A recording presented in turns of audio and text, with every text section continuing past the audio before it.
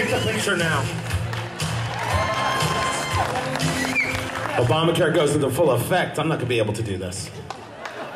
Thank you. My name is Tony Katz, and it's a pleasure to be here, but something, I don't know, something's not... Hold on a sec.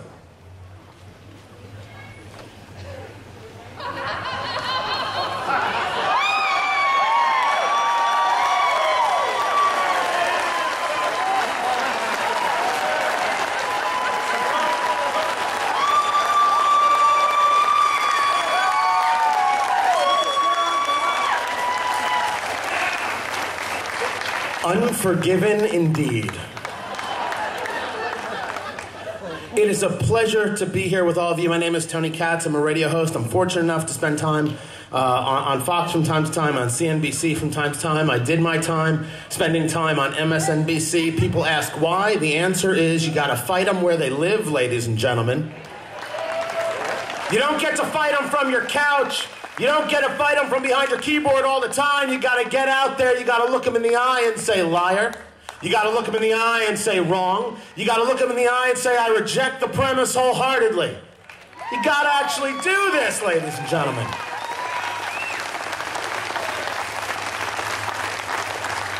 I have been fortunate enough to spend a lot of time in Wisconsin, going back to 2011, at the Madison Tax Day Tea Party in the snow with Sarah Palin and everyone's dear friend Andrew Breitbart. And I have been able to spend time here all throughout the past year. I've learned some things. First of all, there are two food groups in Wisconsin. There are brats, there's cheese. You people are freaking geniuses.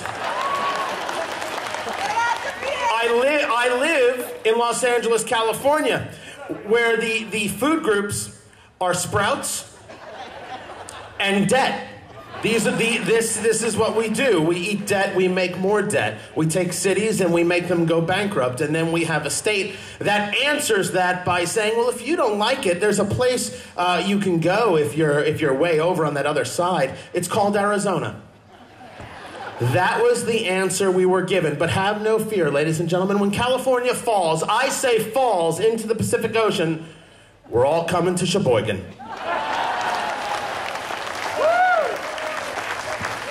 Even the leftists, even the progressives, even the hardcore leftist progressives are going to come to Sheboygan, ladies and gentlemen. Do you have a Starbucks here? Forget it. You're going to have one on every corner. It's coming.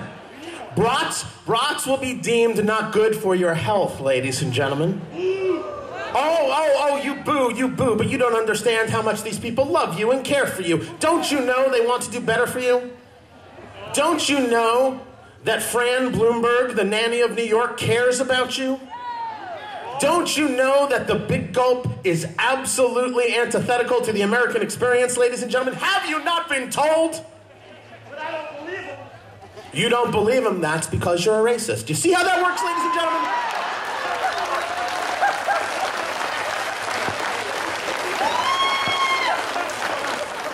By the way, you'll notice he tried to heckle me.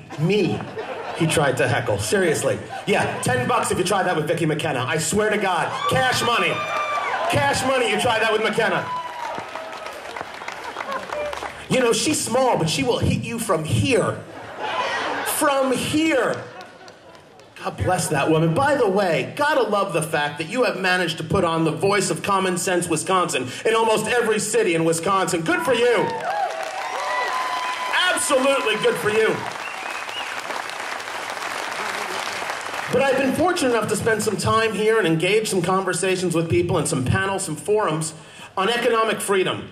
Because so much of what we're talking about, so much of what's happening, what the Tea Party is all about, the Constitution, capitalism, fiscal responsibility, and smaller government, economic freedom lies at the core. And if there is anything in America that best exemplifies the understanding of economic freedom, it's Lindsay Lohan.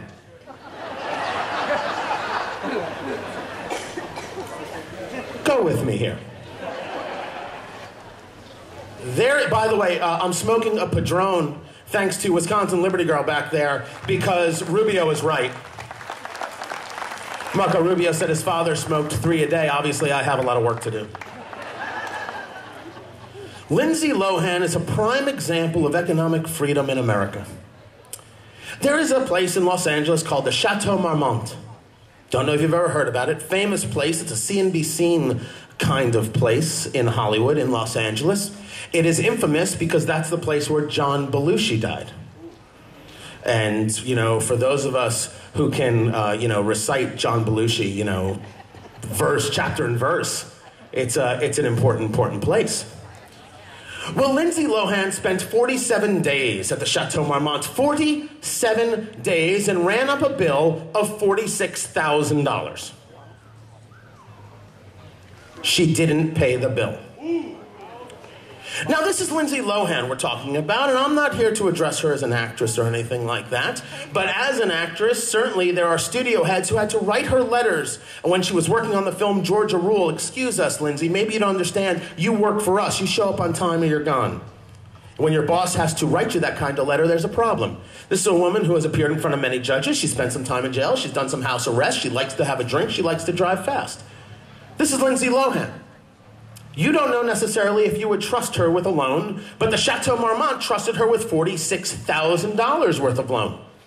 No government interference, no government involvement. This was a contract, ladies and gentlemen. Let's talk about open markets. Let's talk about free markets. Lindsay Lohan needed a place to stay. The Chateau Marmont said, stay in our place. She said, can I put it on credit? And they looked at her and made an assessment that yes, that's fine by them. Now, Lindsay Lohan is a woman who, when she tweets, those of you on Twitter, you can, by the way, follow me at Tony Katz, TonyKatz. She gets paid for celebrity endorsements of tweets. $2,000 to $10,000 per tweet. A tweet, for those of you who don't know, Twitter is based on it's a social media platform, 140 characters. Not 140 words, 140 characters. $10,000 per. So people out there value what she has to say and the audience that she can reach. The Chateau Marmont looked at this and said, okay, we accept this risk. Here's my question. Economic Freedom 101. Does the Chateau Marmont deserve a bailout? No. That's economic freedom, ladies and gentlemen. Now, the Chateau Marmont, when you take a look at her bill, she spent a little over $3,000 on the minibar. That's a lot of Jack Daniels. I mean, good for her, but that's a lot of Jack Daniels. She also spent a little over $600 on cigarettes. Not good stuff, cigarettes. 49 packs in 47 days, an average of $14 a pack of cigarettes. Let's talk about economic freedom. How much does a pack of cigarettes cost here in Wisconsin? Less than $14? So $14 isn't the market rate for cigarettes. How in the world could the Chateau Marmont charge $14 for a pack of cigarettes? That's price gouging, isn't it? Of course not. There is no such thing as price gouging. This is a contract between two people, ladies and gentlemen. This is exactly what we're fighting for. The Chateau Marmont sees itself as such a high-scale, high-end place that they charge $14 for a pack of cigarettes. Lindsay Lohan, staying at the Chateau Marmont, agreed to the contract. If she had paid her bill, that would have been it. No one would have discussed it as price gouging. She pays the $14 for a pack of cigarettes. Economic freedom, ladies and gentlemen, is wrapped up in this conversation. The Chateau Marmont sees itself in a certain way, markets itself in a certain way. You may agree it's bad business. You may not do it in your own business, but they have the right to market themselves any way they wish. And they charge $14 for a pack of cigarettes, and they also saw it acceptable to make sure they put Lindsay Lohan on credit to the tune of $46,000 to which they were never paid. Economic freedom engages the idea that you have the right to live your life your way, and you have the right to enjoy the fruits of your labor any way you wish and without acceptance. No progressive, no government agency gets to tell you how to enjoy your money. It's yours. It belongs to you. You want to spend it on $14 a pack cigarettes? Knock yourself out. You want to buy me cigars? Good for you. The Chateau Marmont doesn't deserve a bailout. Because economic freedom also means, and the understanding is there, that sometimes you win and sometimes you lose. And governments should never be picking winners and losers.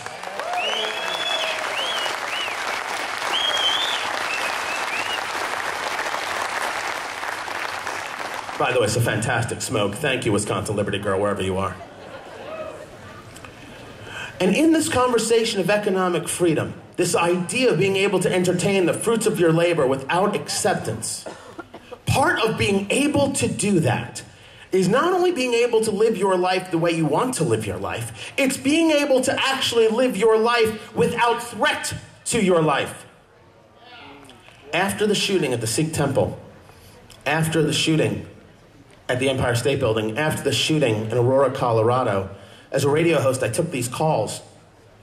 People saying, you know what, in Aurora, Colorado, it's better that the people there didn't have any guns because they just would have been shooting indiscriminately. Who knows who they could have hit? And after all, it only took 90 seconds for the police to arrive. Ladies and gentlemen, if I were to give you 90 seconds of silence, it would be deafening. But now give yourself 90 seconds of sitting there while bullets fly at you, one after another. Bang, bang, bang, bang. One after another, ladies and gentlemen. And there are people out there who will tell you that it's better you didn't have the ability to fight back.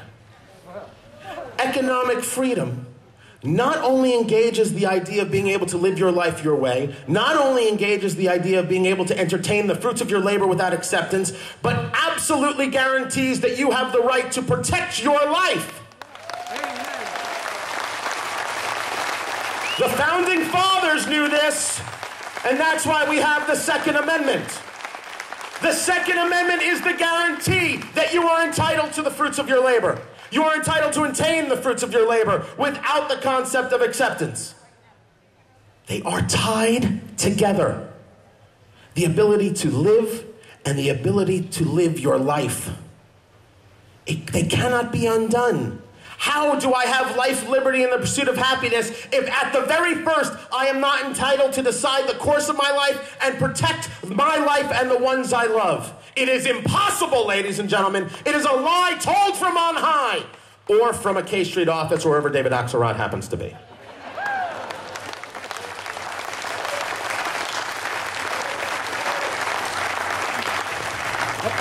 We come together at places like this. I have been fortunate enough to speak at rallies across the country, and let me tell you something. There's more of us than there are of them.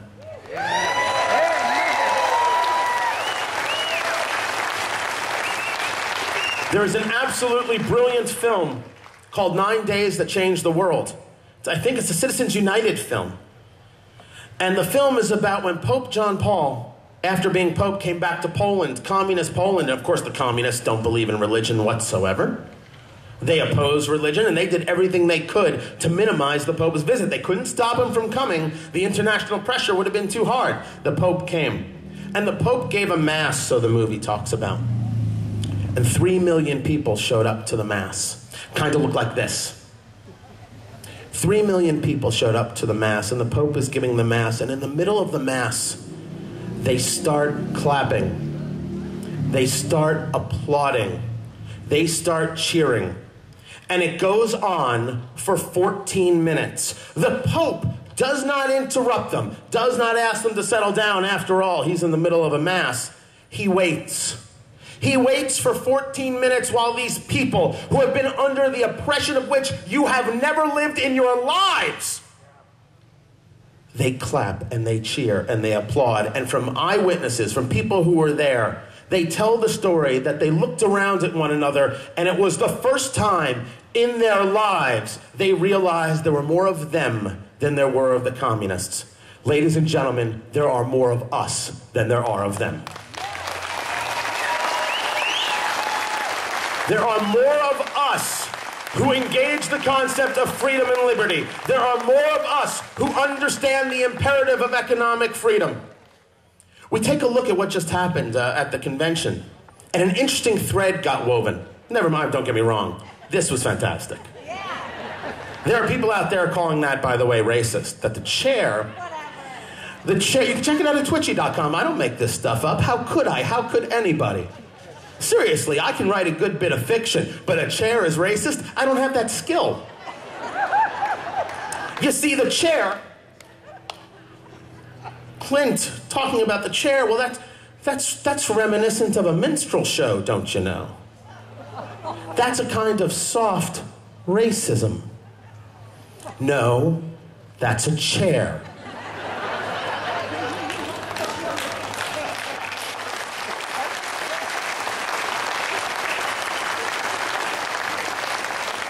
And the reason we find each other, and the reason we connect with each other, and the reason we find it so difficult to properly engage many people is because they don't accept basic reality. That's a chair, ladies and gentlemen.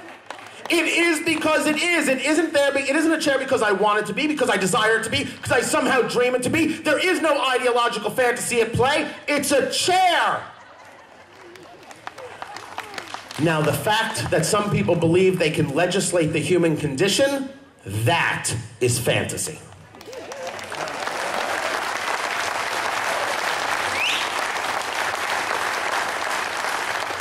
Economic freedom. Everything that people are talking about today that they're going to be talking about, you'll be hearing from Vicki McKenna, you'll be hearing from the good Senator Johnson. Economic freedom is at the foundation. Economic freedom is what powered America. Economic freedom is what makes us different. Property rights, the ability to keep what you earn, to entertain what is yours, that is uniquely American.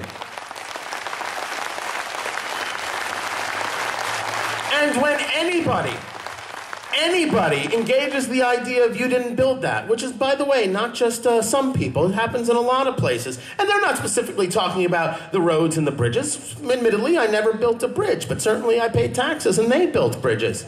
It's about the idea that somehow the entrepreneur, the capitalist, the open marketeer comes from, centers around, and derives itself from government. That is ideological fantasy. The entrepreneur is you. It is what you wake up in the morning wanting to do. It is about the drive of the American and the American ethos. And for someone to say, you didn't build that, in any way you want to take it, only means one thing. They don't understand Americans, and they don't understand the American way.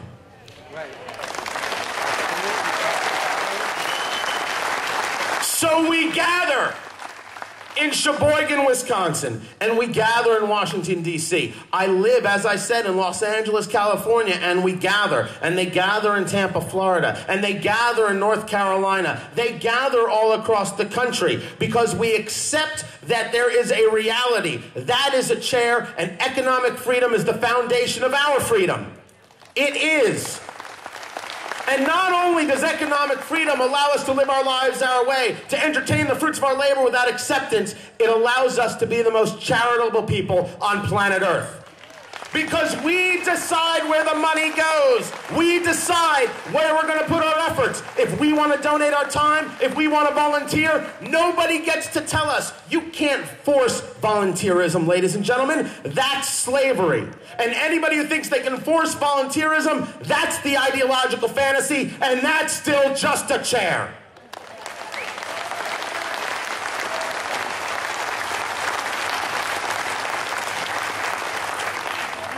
There are a lot of generations here. Yet somehow we are the unique generation, all of us, that takes action. We're the ones who recognize that the words to secure the blessings of liberty to ourselves and our posterity are not just words. It is how you have to live a life. Every day, in every way. There's an election on November 6th. You know what's going to happen on November 7th? We go back to work ensuring and securing the blessings of liberty to ourselves and our posterity. That's our job. That's what we must do. That's why we get involved. That's why we show up in Sheboygan, Wisconsin. That's why we get active with groups like AFP. That's why we start our own tea parties. That's why we send out emails. That's why we're on Twitter, ladies and gentlemen. That's why we share the message. Because in this great country, in our America, there is no time to fail. There is only time for victory. We've started. Let's finish. I'm Tony Katz. Thank you very much.